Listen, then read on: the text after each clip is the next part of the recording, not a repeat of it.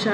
ఈరోజు మన వీడియోలో degree first semester Adikavi Nannaya university analytical skills model paper, అందులో ఇచ్చే క్వశ్చన్స్కి ఎక్స్ప్లెనేషన్ అంటే క్వశ్చన్ ఫార్మేట్ అనేది ఏ విధంగా ఇవ్వడం జరుగుతుంది, మీకున్న సిలబస్లో ఏమేమి ఇంపార్టెంట్ యూనిట్స్ ఉన్నాయి, ఆ యూనిట్స్లో ఇచ్చే క్వశ్చనింగ్ ప్యాటర్న్ ఎలా ఉంటుంది, ఇవన్నీ కూడా మనం డిస్కస్ చేసుకుందాం. ఓకే, చాలామంది అనలిటికల్ స్కిల్స్ ఇంపార్టెంట్ క్వశ్చన్స్ కానీ మోడల్ పేపర్ కానీ అడగడం జరిగింది. నేను మోడల్ పేపర్ ఆల్రెడీ పోస్ట్లో పెట్టాను. ఛానల్లోకి వెళ్ళి analytical skills model paper post చూస్తే మీకు దొరుకుతుంది. First of all analytical skills వచ్చి 50 మార్క్స్ పేపర్ అండి. ఇది 2 hours జరుగుతుంది ఎగ్జామ్. 50 marks paper. ఈ 50 మార్క్స్ పేపర్ కూడా మీకు MCQs అంటే మల్టిపుల్ చాయిస్ క్వశ్చన్స్ కింద ఇవ్వడం జరుగుతుంది. సిలబస్ అనేది చేంజ్ అయింది కాబట్టి. ఇదివరకున సిలబస్లో అయితే మీకు section A, section B questions ఉండేవి. సెక్షన్ ఏలో 5 మార్క్ క్వశ్చన్స్, సెక్షన్ బిలో 10 మార్క్ క్వశ్చన్స్ అలా రాయాల్సి ఉండేది. కానీ సిలబస్ చేంజ్ అయింది. ఈ సంవత్సరం నుంచి మీకు అనలిటికల్ స్కిల్స్ సిలబస్ కూడా మారింది అండ్ క్వశ్చనింగ్ ప్యాటర్న్ కూడా మల్టిపుల్ చాయిస్లో ఇవ్వడం జరుగుతుంది. 50 మార్క్స్కి 50 క్వశ్చన్స్ అనమాట. అంటే each question carries 1 mark. So అలాగా 50 మార్క్స్కి 50 క్వశ్చన్స్ మల్టిపుల్ చాయిస్ ఇవ్వడం జరుగుతుంది. And you only need to answer the MCQs, no need to write the theory part. Theory part ఏమీ రాయాల్సిన అవసరం లేదు. దీనికి యూనిట్స్ సిలబస్ అనేది ప్రిపేర్ అయ్యి మీరు MCQs అటెంప్ట్ చేస్తే సరిపోతుంది 50 మార్క్స్కి. అండ్ ఎగ్జామ్ వచ్చేసి 2 hours ఉంటుందండి. Okay, and coming to analytical skills syllabus మీకు ఓవరాల్ 3 యూనిట్స్ అనేవి ఉంటాయి. అంటే యూనిట్ 1లో 2 టాపిక్స్, యూనిట్ 2లో 2 టాపిక్స్ అండ్ యూనిట్ 3లో 1 టాపిక్. సో అలాగా ఓవరాల్గా 5 సబ్ టాపిక్స్, మొత్తం అన్నీ కలిపి 5 యూనిట్స్ అనుకోండి. ఇంకా 3 యూనిట్స్ ఇంకా సబ్ టాపిక్స్తో కలిపి 5 సబ్ యూనిట్స్. సో మొత్తం 5 యూనిట్స్ అనేది మీకు అనలిటికల్ స్కిల్స్ యొక్క సిలబస్. అందులో చాలా ఎక్కువ ఇది లాజికల్ థింకింగ్, వర్బల్, రీజనింగ్ దీని మీద ఆధారపడి ఉంటుంది అనలిటికల్ స్కిల్స్ అంతా కూడా. ఎందుకంటే చాలామంది ఇంపార్టెంట్ క్వశ్చన్స్ పెట్టమని అడిగారు. MCQస్కి మీకు అనలిటికల్ స్కిల్స్ సిలబస్ ఉన్న దాని ప్రకారం ఇంపార్టెంట్ క్వశ్చన్స్ అనేది మనం అంచనా వేయలేము. ఎందుకనంటే మీకు ఇది థియరీ పార్ట్ కాదు కదా, థియరీ సిలబస్ కాదు కదా. థియరీ సిలబస్ అయితే like 5 mark questions, 10 mark questions అని ఉంటే ఇది ఇంపార్టెంట్ అని చెప్పచ్చు. అనలిటికల్ స్కిల్స్లో మీకు ఇచ్చిన సిలబస్ ప్యాటర్న్ ప్రకారం మీకు ఆ సబ్జెక్ట్ అనేది తెలుసుంటే, దాని మీద అవగాహన అవేర్నెస్ అనేది ఉంటే మీరు దానికి సంబంధించిన క్వశ్చన్స్ అటెంప్ట్ చేయగలరు అనమాట. అది ఇక్కడ మనకు వచ్చింది. ఓకే, 50 మార్క్స్కి 20 మార్క్స్ పాస్. ఇందులో మీరు వరీ అవ్వాల్సింది ఏమీ లేదు. అంటే ఇప్పుడు మీకు 5 యూనిట్స్లో కొన్ని టాపిక్స్ మీద, ఫర్ ఎగ్జాంపుల్ మ్యాథ్స్ కొంతమందికి రాదు, రీజనింగ్ కొంతమందికి రాదు, వొకాబులరీ కొంతమందికి రాదు. సో ఇలాగా మీకున్న టాపిక్ ఒక 10 మార్క్స్ తీసేసిన మిగతా 40 మార్క్స్కి MCQs, ఆ పర్టికులర్ టాపిక్ సంబంధించిన నాలెడ్జ్ మీకు ఉందనుకోండి, దాని మీద 10కి 10 గెయిన్ చేయొచ్చు కదా మీరు. సో 5 యూనిట్స్ నుంచి 5 times 50 క్వశ్చన్స్ అలా ఇవ్వడం జరుగుతుంది. మనం డీటెయిల్డ్గా ఇంకా సిలబస్లోకి వెళ్తే మీకున్న ఫస్ట్ యూనిట్ వచ్చి అర్థమెటిక్ అబిలిటీ. అర్థమెటిక్ అబిలిటీలో ఉన్న అన్ని సబ్ టాపిక్స్ కూడా మీకు మ్యాథమెటిక్స్కి సంబంధించినది. ఈ సెక్షన్ అంటే 1 to 10 క్వశ్చన్స్ కూడా, 50 క్వశ్చన్స్లో 1 to 10 క్వశ్చన్స్ కూడా అర్థమెటిక్ అబిలిటీవి. అంటే ఇది మీకు కంప్లీట్గా ఓవరాల్ మ్యాథ్స్ బేస్డ్ అనమాట. మ్యాథ్స్లో ఫండమెంటల్స్ బాగా తెలిసిన వాళ్ళు ఈ సెక్షన్ని బాగా అటెంప్ట్ చేయగలుగుతారు. ఇందులో మనకి ఎక్కువగా కనిపించేవి ఆల్జీబ్రిక్ ఎక్స్ప్రెషన్స్, బోర్డ్మాస్ రూల్ మీద ఇంచుమించు 2 to 3 క్వశ్చన్స్ ఉంటాయి. And fractions, divisibility rules, LCM, HCF, అదే least common multiple, highest common factor, వీటి మీద అంటే బేసిక్ మ్యాథమెటిక్స్ ఫండమెంటల్స్ మీద మీకు ఫస్ట్ 10 క్వశ్చన్స్ ఉంటాయన్నమాట. సో బోర్డ్మాస్ రూల్ తెలిస్తే దాన్ని అప్లై చేసి అక్కడ ఇచ్చిన క్వశ్చన్ని మీరు ఆన్సర్ ఫైండ్ అవుట్ చేయొచ్చు. మీకు రఫ్ వర్క్ కోసం షీట్స్ ఇవ్వడం జరుగుతుంది. దాని మీద రఫ్ వర్క్ చేసుకుని మీరు ఆన్సర్ అటెంప్ట్ చేస్తే సరిపోతుంది. ఓకే, సో ఇలాగ మీకు ఈ 4 సబ్ టాపిక్స్ మీకు అర్థమెటిక్ అబిలిటీలో ఉంటాయి. ఏమేంటంటే LCM, HCF ఒకటి, divisibility rules, BODMAS rule, algebraic operations, fractions. So ఈ 4 టాపిక్స్ మీకు యూనిట్ 1లో అంటే మ్యాథమెటిక్స్కి కవర్ అయ్యేదన్నమాట. Coming to unit 2. యూనిట్ 2 అంతా కూడా వర్బల్ రీజనింగ్ అనమాట. వర్బల్ రీజనింగ్ అంటే ఇందులో నెంబర్ సిరీస్ ఉంటాయి, కోడింగ్, డీకోడింగ్ ఉంటుంది, బ్లడ్ రిలేషన్షిప్స్ ఉంటాయి, క్లాక్స్ ఉంటాయి, క్యాలెండర్స్ ఉంటాయి.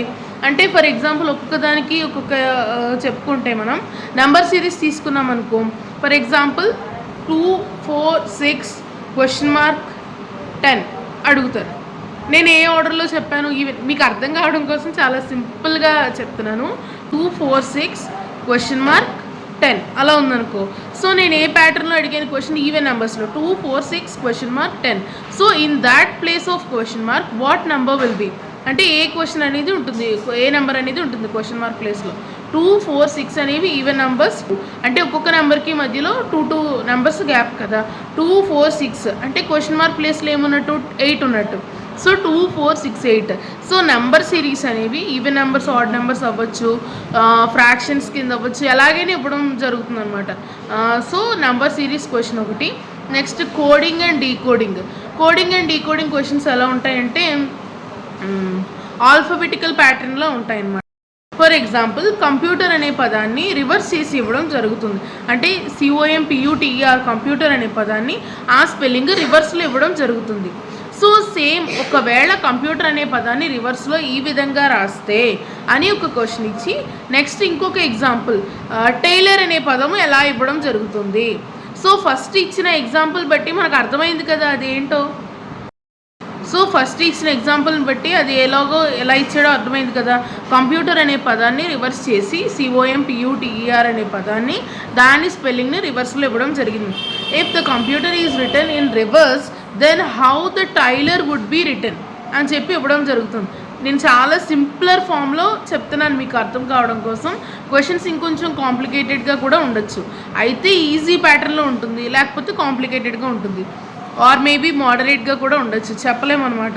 Analytical skills as it is first batch కాబట్టి సిలబస్ అనేది చేంజ్ అయిన తర్వాత ఫస్ట్ ఆర్ సెకండ్ బ్యాచ్ కాబట్టి పేపర్ కొంచెం మోడరేట్గానే ఉంటుంది అనుకుంటున్నాను. మరీ అంత టఫ్ అయితే ఉండదు maybe. Okay. And next third topic వచ్చి blood relationships. And coding and డీకోడింగ్లో alphabets కూడా ఇవ్వడం జరుగుతుంది. అంటే for example AB is to YZ అన్నాడు అనుకో. AB అనేది ఏంటి, first 2 letters of alphabets, and YZ is equal to last 2 letters of the alphabets కదా. So AB is to YZ అని ఒకటి పడిస్తాడు. So next CD is to what అని ఇవ్వచ్చు. అర్థమైందా మీకు question? AB is to YZ అంటే AB YZ ఒకటి. AB అనేది ఫస్ట్ 2 letters, YZ అనేది లాస్ట్ 2 letters అనేది వాడు ఒకటి ఇచ్చి, next CD is to what అనేది క్వశ్చన్ మార్క్ అనమాట. C and D అనేవి ఏంటి, 3rd and 4th letters of alphabet కదా. సో YZ కన్నా ముందు ఏమైతే ఉన్నాయో అవి CDతో ఈక్వల్ అవుతాయి. WX అనమాట. అంటే first 2 letters of the alphabets, last 2 letters. అంటే AB ఈజ్ టు YZ అలాగో CD ఈజ్ టు WX అలా అనమాట. మీకు అర్థమైందా? సో ఈ ప్యాటర్న్లో అడగచ్చు క్వశ్చన్స్. కోడింగ్ అండ్ డీకోడింగ్లో అది నెంబర్ సిరీస్ అయినా అవ్వచ్చు, ఆల్ఫబెట్ సిరీస్ అయినా అవ్వచ్చు, అలాగైనా ఇవ్వచ్చు. ఓకే. నెక్స్ట్ సబ్ టాపిక్ వచ్చి మీకు వెర్బల్ రీజనింగ్లో బ్లడ్ రిలేషన్షిప్స్ అంటే వరుసలు కనుక్కోవడం అనమాట బ్లడ్ రిలేషన్షిప్లో. For example introducing a boy, a girl says he is the son of the only daughter of the father of my maternal uncle. ఇది క్వశ్చన్. ఇది వాడిచ్చిన ఇన్ఫర్మేషన్. ఆ అమ్మాయి ఆ బాయ్కి ఎలా రిలేట్ అవుతుంది. క్వశ్చన్ అక్కడ ఏమి ఇచ్చాడు, అక్కడ ఇచ్చిన డేటాని యూజ్ చేసుకుని మనం దాని ప్రకారం ఆన్సరింగ్ అనేది సాల్వ్ చేసి ఆన్సర్ చేయాలి. ఇది అనలిటికల్ స్కిల్స్లో one of the main thing. ముందు మనకి ఇచ్చిన క్వశ్చన్ అర్థం కావాలి. అది రీజనింగ్ అయినా సరే, వర్బల్ రీజనింగ్ అయినా సరే, బాడ్మాస్ రూల్ అయినా, ఇన్ఫర్మేషన్ అయినా, ఫ్రాక్షన్స్ అయినా, లేకపోతే పై చార్ట్ అయినా, ఏదైనా సరే, టాబ్యులేషన్స్ అయినా, మనకి అనలిటికల్ స్కిల్స్లో మెయిన్ ఎక్కడ ఉంటుందంటే ఇచ్చిన క్వశ్చన్ని మనం అర్థం చేసుకునే విధానంలోనే సగం సక్సీడ్ అవుతాం. మనం క్వశ్చన్ అనేది సరిగ్గా అర్థం చేసుకోలేదనుకోండి, ఆన్సరింగ్ మీరు ఎంత సాల్వ్ చేసినా అక్కడ రాదు. ఒకవేళ వచ్చినా రాంగ్ ఆన్సరింగ్ చేసే ప్రమాదం కూడా ఉంది. సో క్వశ్చన్ 1కి 2 సార్లు చదువుకుని మీరు ఆన్సరింగ్ చేస్తే బెటర్. సో ఇక్కడ మనం చెప్పుకున్న బ్లడ్ రిలేషన్షిప్స్లో వన్ ఆఫ్ ద ఎగ్జాంపుల్ ఏంటంటే, ఒక అమ్మాయి అక్కడ వాడు ఇచ్చిన డేటాని ఆధారంగా చేసుకుని దాన్ని మనం అన్వయించుకోవాలి. ఒక అమ్మాయి చెప్పిందంట ఒక అబ్బాయిని ఇంట్రడ్యూస్ చేస్తూ ఏమని, he is the son of only daughter of the father of my maternal uncle అని చెప్పింది. అంటే ఏమని చెప్పింది, మా మామయ్య వాళ్ళ తండ్రి వాళ్ళ కూతురుకి కొడుకు అనమాట. సో మా మామయ్యకి తండ్రి ఏమవుతాడు, ఆ పిల్లకి తాతగారు అవుతారు. అవునా? మా మామయ్య వాళ్ళ తండ్రి తాతగారి యొక్క ఏకైక కూతురికి ఏకైక కొడుకు అని అక్కడ మీనింగ్ అనమాట. సో మామయ్య తండ్రి ఏమవుతాడు, తాత అవుతాడు. తాతకి కూతురు అమ్మ, అమ్మకి కొడుకు బ్రదర్ అనమాట. సో అది ఆన్సర్. అది ఇక్కడ అడిగింది. ఒక గర్ల్ ఒక అబ్బాయిని ఇంట్రడ్యూస్ చేస్తూ ఆ అబ్బాయికి గర్ల్కి ఉన్న రిలేషన్షిప్ ఏంటి అని అడగడం జరిగింది. సో క్వశ్చన్ ఏంటి ఇక్కడ, Introducing a boy, a girl says, he is the son of only daughter of the father of my maternal uncle. అంటే మా మామయ్య యొక్క తండ్రి. అంటే ఎవరు? మామయ్యకి తండ్రి ఏమవుతాడు? తాత అవుతాడు. సో తాతకి ఓన్లీ డాటర్. తాతకి డాటర్ అంటే తాతకి కూతురు, ఈమెకి అమ్మ అవుతుంది. అవును కదా? సో కూతురికి ఉన్న ఏకైక కొడుకు ఏమవుతాడు? బ్రదర్ అవుతాడు. ఎవరికి? ఆ పాపకి. So brother is the right answer. So ఈ విధంగా మీకు బ్లడ్ రిలేషన్షిప్ మీద క్వశ్చన్స్ అనేవి ఒక 2-3 క్వశ్చన్స్ అనేవి ఉండడం జరుగుతుంది. ఓకే. అండ్ బ్లడ్ రిలేషన్షిప్స్లో ఇంకొకలాగా ఎలా అడుగుతారంటే క్వశ్చన్స్, ఫర్ ఎగ్జాంపుల్ మనం చిన్నప్పుడు మ్యాథమెటిక్స్ ప్రైమరీ మ్యాథ్స్లో చేసే ఉంటాము. Mother is 5 years older than the younger one, ఇలా క్వశ్చన్స్ అనమాట. సో దీని మీద బ్లడ్ రిలేషన్షిప్ క్వశ్చన్స్ అనేవి. నెక్స్ట్ క్లాక్స్ మీద క్వశ్చన్స్. క్లాక్స్ అంటే వాల్ క్లాక్లో ఉన్న టైంని బట్టి దాని మీద యాంగిల్ కనుక్కోవాలి మనం. అది ఎగ్జాంపుల్. ఫర్ ఎగ్జాంపుల్ ఇప్పుడు 3:20 అయిందనుకో టైం, ఆ 3:20కి ఎంత యాంగిల్, 3:20కి మధ్య ఉన్న యాంగిల్ అనేది ఏంటి అని చెప్పి కనుక్కోవాలి. So what is the angle between 2 hands of the clock, అంటే మినిట్స్ హ్యాండ్స్కి అవర్ హ్యాండ్కి what is the angle between those 2 అని దాని మీద క్వశ్చన్స్ అనేవి ఉంటాయి. ఇది క్లాక్ మీద ఉన్న క్వశ్చన్స్ అనమాట. సో అది 3:20 కానీ 4:40 కానీ 9 o'clock కానీ, సో ఏదైనా ఒక టైం ఇచ్చి ఆ టైంకి ఉన్న యాంగిల్ అనేది ఏంటి ఐడెంటిఫై చేయమని అడుగుతారు. Identification of hands, angle between 2 hands of the clock. So ఇలా క్వశ్చన్స్ అనేవి ఉంటాయి. నేను దీని మీద సపరేట్గా ఒక వీడియో చేయడం జరిగింది, దాని లింక్ మీకు డిస్క్రిప్షన్ ఇస్తాను. అంటే వాల్ క్లాక్లో ఒక టైం ఇస్తారు కదా, ఫర్ ఎగ్జాంపుల్ 3:20 కానీ 9 కానీ ఒక టైం ఇస్తారు కదా, ఆ టైం ఇచ్చినప్పుడు what is the angle between 2 hands of the clock. 2 hands అంటే ఏంటి? Minutes hand, hours hand. ఆ 2 hands మధ్యలో ఉన్న యాంగిల్ ఎంత, ఆ టైం చూపిస్తున్న టైంకి యాంగిల్ ఎంత అనే దాని మీద క్వశ్చన్ ఉంటుంది. సో అది యాంగిల్ అనేది ఎలా ఐడెంటిఫై చేయాలి, 2 hands ఆఫ్ ద క్లాక్ మధ్యలో యాంగిల్ అనేది ఎలా ఐడెంటిఫై చేయాలి అనే దాని మీద నేను ఒక వీడియో చేశాను. అది మీకు డిస్క్రిప్షన్లో లింక్లో పెడతాను, అదొకసారి చూడండి. ఓకే. అండ్ వర్బల్ రీజనింగ్లో ఇంకొక టాపిక్ వచ్చి క్యాలెండర్స్. అంటే డేట్స్ మీద, మంత్స్ మీద, డేస్ మీద, వీటి మీద కూడా క్వశ్చన్స్ ఉంటాయి. For example, if today is Friday, what is the day after next 3 days? అంటే ఈరోజు ఫ్రైడే అయితే ఇంకొక 3 days తర్వాత ఏ డే అవుతుంది? ఇది చాలా సింపుల్ ఫామ్లో చెప్పాను. ఇంకొంచెం ఇలాగే ఉంటాయి క్వశ్చన్స్, ఇంకొంచెం మోడరేటెడ్గా ఉంటాయి. సో ఇలాగా వర్బల్ రీజనింగ్ టాపిక్స్ అన్నీ కూడా ఈ విధంగా ఉంటాయి. నెక్స్ట్ లెసన్ వచ్చేసి క్వాంటిటేటివ్ యాప్టిట్యూడ్ అనమాట.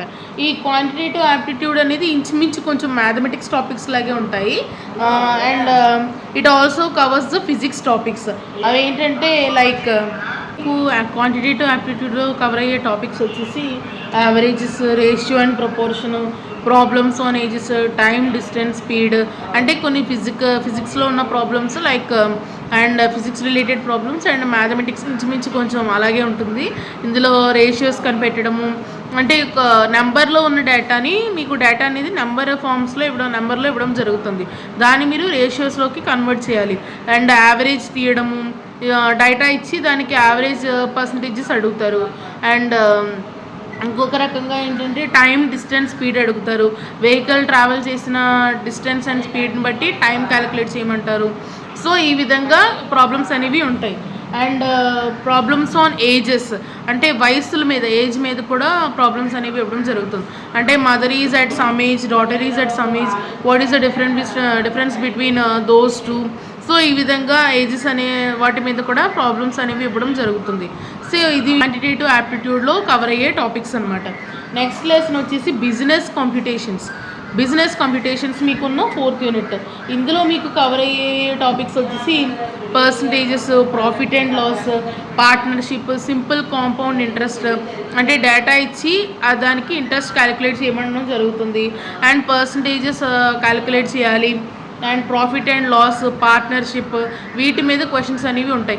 లైక్ కామర్స్లో క్వశ్చన్స్ ఉంటాయి కదా, మీరు ఇంటర్మీడియట్లో కానీ డిగ్రీలో కానీ చూసుకుంటే కామర్స్, అకౌంటింగ్లో క్వశ్చన్స్ ఉంటాయి ఆ ప్యాటర్న్లో అనమాట. ఫర్ ఎగ్జాంపుల్, రాము ఇంత % ఇంట్రెస్ట్ మీద తీసుకోవడం జరిగింది క్వశ్చన్.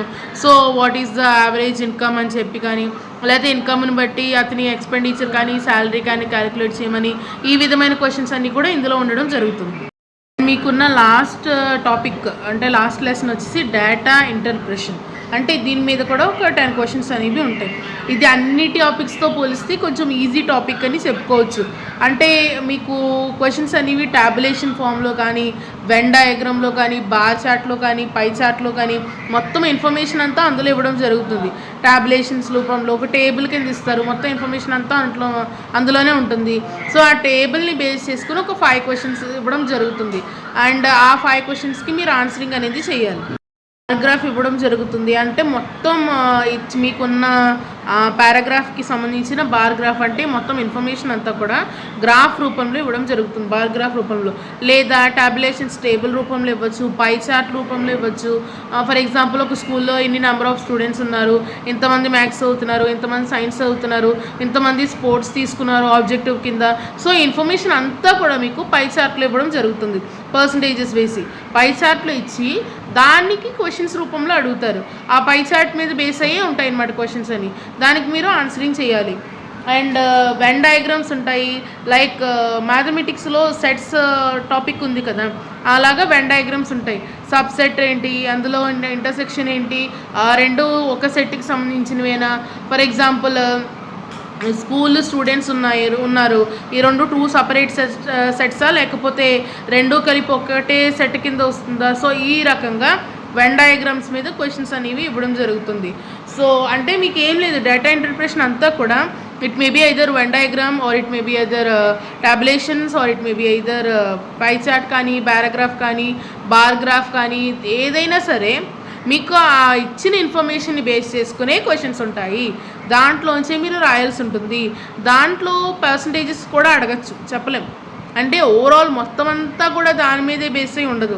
ఫర్ ఎగ్జాంపుల్ 4 క్వశ్చన్స్ అందులో ఉన్నవి మనం యాస్టీజ్ ప్రాపర్గా అబ్జర్వ్ చేసి చూసి రాసేసామనుకో, ఇంకొక క్వశ్చన్ ఎలా ఉంటుందంటే అక్కడ వాడు ఇవ్వడం నెంబర్ రూపంలో ఇచ్చాడు అనుకో. ఫర్ ఎగ్జాంపుల్ ఒక 50 స్టూడెంట్స్ మ్యాథ్స్ తీసుకున్నారని ఉందనుకో, how much percentage of students have chosen maths, వాడు ఇచ్చింది ఏంటి నెంబర్లో, కానీ మిమ్మల్ని అడిగిన క్వశ్చన్ ఏంటి పర్సంటేజ్లో. సో ఈ రకంగా అడగచ్చు. అంటే వాడు ఇచ్చిన నెంబర్లో ఉన్న డేటాని పర్సంటేజ్ కింద కన్వర్ట్ చేసి దానికి ఆన్సర్ రాయాల్సి ఉంటుంది మీరు. సో పారాగ్రాఫ్ బేస్డ్ క్వశ్చన్స్లో అన్నీ డైరెక్ట్ ఆన్సరింగ్ ఉండేవే. ఇంచుమించు ఒక 5 క్వశ్చన్స్ ఇచ్చారనుకోండి, అందులో 3 to 4 క్వశ్చన్స్ దాని మీద సరిగ్గా అబ్జర్వ్ చేస్తే అందులోనే ఆన్సరింగ్ ఉంటుంది. ఇంకా మిగిలిన 1 or 2 క్వశ్చన్స్ మీరు దాన్ని మళ్ళీ విడిగా సాల్వ్ చేసి అప్పుడు ఆన్సర్ చేయాల్సి ఉంటుంది. అంటే నెంబర్లో ఇచ్చినవి పర్సంటేజ్ తీయడం కానీ, లేకపోతే యావరేజ్ చేయడం కానీ, ఇంట్రెస్ట్ కట్టడం కానీ, సో ఇలాంటివి అనమాట. దాన్ని కవర్ చేయాల్సి ఉంటుంది, దాన్ని మళ్ళీ సాల్వ్ చేసి అప్పుడు ఆన్సర్ చేయాలి. సో ఇది మీకు ఓవరాల్గా అనలిటికల్ స్కిల్స్ మోడల్ పేపర్ అనమాట. అందులో మీకు ప్రతిదీ కవర్ అయ్యే టాపిక్స్ అనమాట.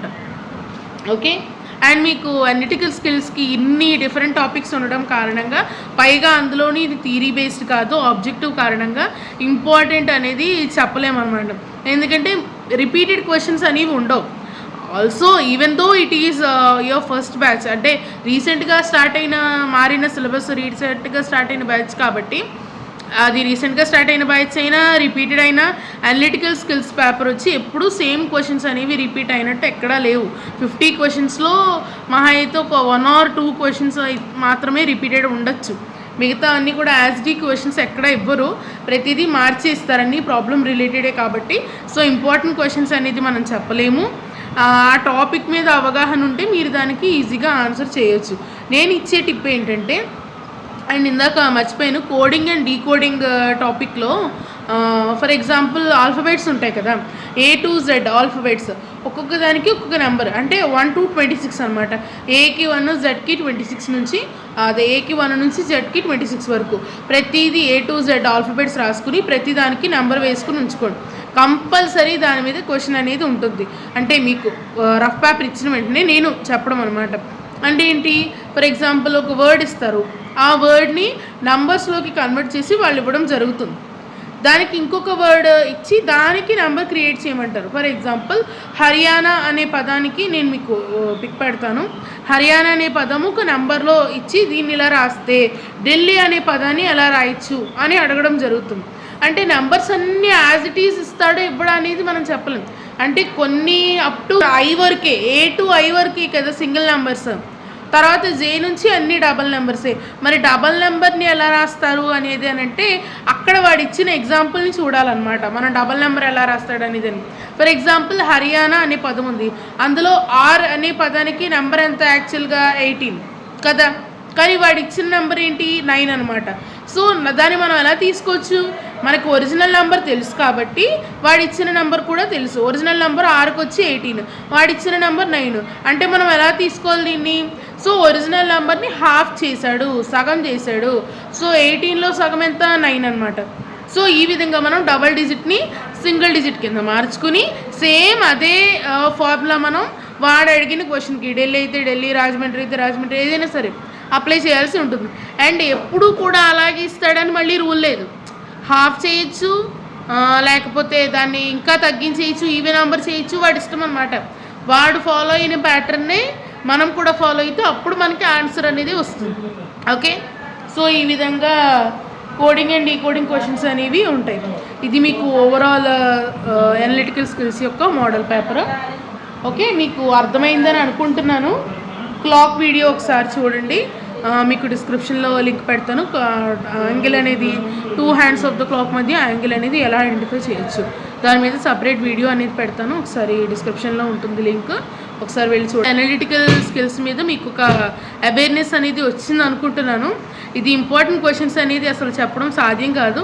ఇంకొక 5-4 బ్యాచెస్ అయిన తర్వాత కూడా ఇంపార్టెంట్ క్వశ్చన్స్ అనేది చెప్పలేం. ఈ టాపిక్ ఇది, ఈ టాపిక్కి సంబంధించిన మ్యాటర్ ఇది, దీన్ని మనం ఇలా అర్థం చేసుకోవాలి, ఈ ఫార్ములాని అప్లై చేస్తే ఈ రకంగా ఆన్సర్ వస్తుంది. ఆ సబ్జెక్ట్ మీద కనుక అవేర్నెస్ ఉంటే అప్పుడు మీరు ఆన్సర్ చేయగలుగుతారు. సో మీకున్న అన్ని టాపిక్స్లోంచి 10 క్వశ్చన్స్ అనేవి ఇవ్వడం జరుగుతుంది. అంటే వెర్బల్ రీజనింగ్ నుంచి 10, అర్థమెటిక్ నుంచి 10, క్వాంటిటివ్ యాప్టిట్యూడ్ నుంచి 10, అలాగా 5 టాపిక్స్ నుంచి 5 times 50 క్వశ్చన్స్, అన్నీ MCQs 50 మార్క్స్కి. ఈ వీడియో మీకు బాగా యూస్ఫుల్ అయింది అనుకుంటున్నాను. అనలిటికల్ స్కిల్స్కి కొంచెం అర్థమైందని అనుకుంటున్నాను. All the very best to all. Exam బాగా రాయండి. And do not forget to like, share and subscribe. Learn with me, Pratyusha. Bye bye. Thanks for watching.